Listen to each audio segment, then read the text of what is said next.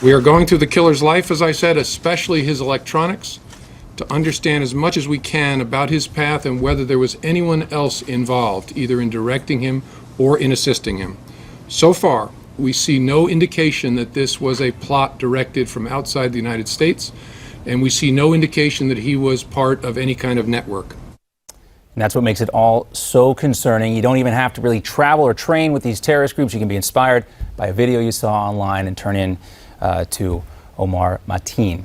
We turn now to Pete Hoekstra. He's the Shillman Sr Fellow with the Investigative Project on Terrorism. He's also the former chair of the House Intelligence Committee and a good friend of Newsmax. Pete, it's great to talk to you again. Hey, good to be with you. Thank you. When you hear James Comey talk about the fact that there appears to be no outside direction on prior to this attack, but ISIS, of course, claims responsibility and celebrates the terrorist here, what is your reaction? Well, the good news is the message that this is not a network. At least we haven't identified a network of like-minded individuals who may have been coordinating attacks. That's good information, and that's good news. The bad news is, he's operating alone. He was perhaps radicalized online or, with some acquaintances in the Orlando area. And that just tells us how difficult it is to identify these people in a country of over 350 million people, and that a person like this, a single person, can go out and create this kind of horrific attack. All right, I want to welcome in some callers before we get on to the next topic. We have Lewis, who's calling from St. Marie, Montana. Lewis, good to have you with us. Hello, can you hear me loud and clear? Yes, loud and clear. Go ahead. Good. Do you expect any action from the President and the Congress that will happen when hell freezes over? I have no confidence in Congress. I have no confidence in the President of the United States. The sheriff of that county has to do whatever he has to do within reason and within the law. And I voted for Donald Trump this November. I'd rather not take any chances.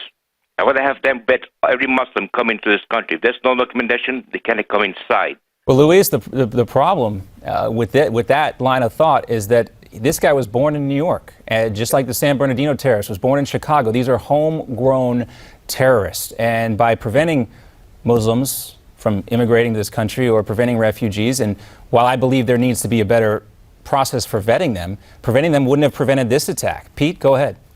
Well, I think, John, we're missing one point here. Go ahead. ISIS is winning right now. Right. ISIS has, they've created 4 failed states with Iraq, Syria, Libya, and Yemen. They've got momentum. The number of victims that are being killed every year as a result of radical jihadist activities has grown from around 2,500 in 2001 to between 25 and 30,000 people globally now each and every year. This is what, in some cases, may be attracting this guy in Orlando to ISIS and radical jihadism because he sees they're winning. That's right. That's right, Pete. We have not figured out a way to defeat the ideology, and that's how they're able to win. That's how they're able to inspire guys like Mateen. That's exactly right. Yeah.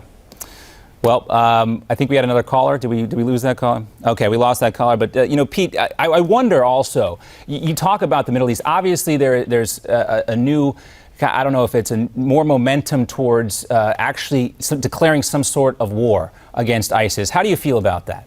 Do we need a declaration of war against ISIS? I think actually Congress declaring war, hopefully in a bipartisan manner, establishing the parameters for what that would be against radical jihadism, I think that would be helpful. We've now been in this process for 15 years. We've been losing ground.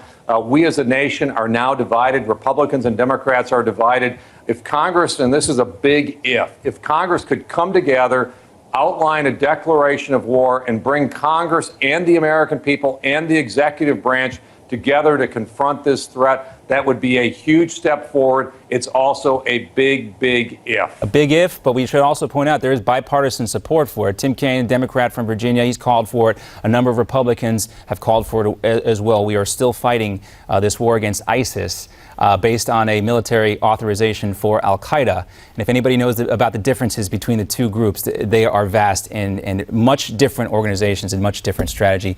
Pete, as always, great to see you. Time is short. We'd love to talk to you some more, and we'll have you back real soon here on The Hardline. Thanks for being with us.